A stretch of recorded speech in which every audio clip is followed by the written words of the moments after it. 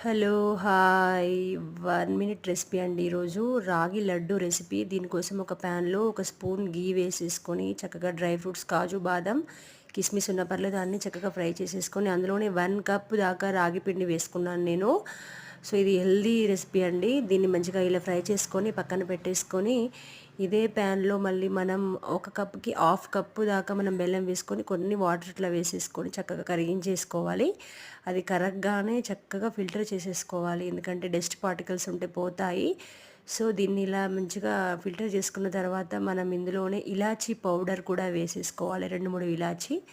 So, నేను కూడా అలాగే ఇలాచీ దంచేసి పెట్టుకున్నాను, వేశాను. సో, ఇందులోనే ఒక స్పూన్ దాకా ఘీ కూడా వేసుకోవాలి. టేస్ట్ బావుంటది.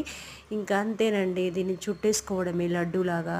ఫైనల్‌గా నేను చుట్టేసుకున్నాక నేను కాజుని ఇలా పెట్టేసుకొని ఇది చేసుకున్నాను. Please subscribe my channel.